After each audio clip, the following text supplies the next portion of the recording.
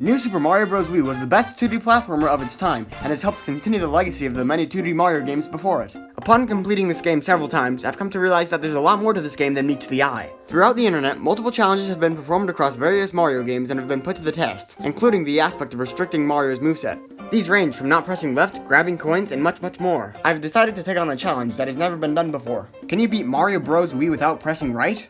Let's find out. Level 1-1 is the first obstacle blocking our path, and it seems as though pressing right is required to complete the level. The solution is to wait for this Goomba to march towards our inevitable death. Wrong. It's actually possible to move to the right if you bubble or ground pound the other player. If we repeat this process, we can get to this block and then wall jump off of it. This gives us forward momentum to progress throughout the level. If there's nothing to wall jump off of, ground pounding slopes is also a great way to get momentum. After a complex series of well-timed jumps, we can make it to the checkpoint. Although I didn't grab it for some reason. Once we're here, the rest of the level can be done with only one player. At the beginning of level 2, you'll need to ground pound yourself to be able to make it inside of this pipe. There's lots of slopes in this level, which makes it easy to complete until this point, a pipe with the opening facing left. Sadly, these require us to press right to enter them. So this is the first right press of the entire playthrough. Once you reach the flag, we can go on to level 3, which requires ground pounds, bubbles, and wall jumps. Do this until you reach the Yoshis, which are vital for this run. Reaching the secret exit is precise and very tedious, as shown in this clip. Pulling this off isn't the only hard part. Once you make it up here, you'll need to make some blind jumps to preserve your momentum. Unfortunately, we'll need to make another right press to enter this pipe. To get over these big stairs, you'll need to ground pound while the other person is in midair. This will give you enough height to get into the cannon. On to World 5. 5-1 seems intimidating until you realize you can kill the piranha plants. You can get momentum on these vines if you press left at the height of each swing. If you happen to run into the piranha plant, the minigame isn't really that hard. The slopes in the next level make it a breeze to complete. Next up is 5-Fortress. My method was to bubble the other player and then use the invincibility frames to wall jump off the spikes. You'll need the mushrooms once you reach the checkpoint. First, I brought the Spring, Toad, and Mario up to the platform. Once you bounce Mario up to the next platform, you'll need to use his invincibility frames to wall jump off the spikes. Then, keep on jumping until you reach the next platform. Repeat the process, and then the boss fight is pretty easy. The next level requires us to press right to go through the pipe. I also found a teleportation glitch in this level when grabbing an ice flower.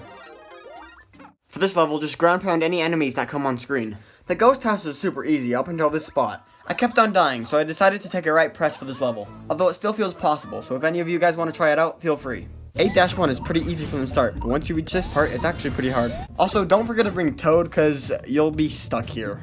8-2 is probably the most enjoyable level I've played in this challenge. That is until you get to the secret exit. I totally thought this was going to be a lot harder than it was. Somehow you can get momentum if you jump off of Toad, and I even managed to do a double jump off of his head. I also thought this level was going to be super hard, but if you grab the power-ups and damage boost through the entire thing, it's actually pretty easy. Alas, we come to our next right press. Yep, going through this pipe is required, so let's just move on.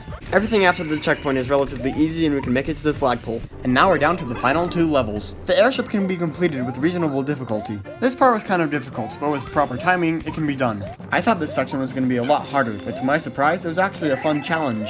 Have one player continuously spin on this bolt, while the other wall jumps through the obstacles. Probably the most difficult section of this level is right before the checkpoint, but with practice, it can be done. Surprisingly, the boss fight is incredibly easy, and I managed to keep my ice flower through it. And now for the final, most ridiculously challenging level, it's Bowser's Castle. Despite there being lava everywhere you look, the first part of this castle is actually pretty easy. At this part I was stuck and thought that I needed right press to complete this. However, I used second player to my advantage. The sinking lava section is the easiest part of the entire castle. This is the most tedious and annoying part of the entire run. If you're trying to do this challenge on your own, I suggest turning back now, as this is a nightmare of a level. Make sure you've grabbed the super mushroom so you can damage boost through the fireballs in the corridor. Once you come face to face with Bowser, ground pound 3 times with both players to kill him. Unfortunately, things only get worse from here. You need Bowser's fireballs to break the bricks in a certain way in order for you to wall jump off of them. It's easier said than done, but repeat the process until you make it to the part with the moving platforms. I tried this part over and over and over again, but unfortunately the platforms just don't line up, so we're gonna have to take a right press. After you wall jump, keep jumping to preserve your momentum until you make it to this part, and then...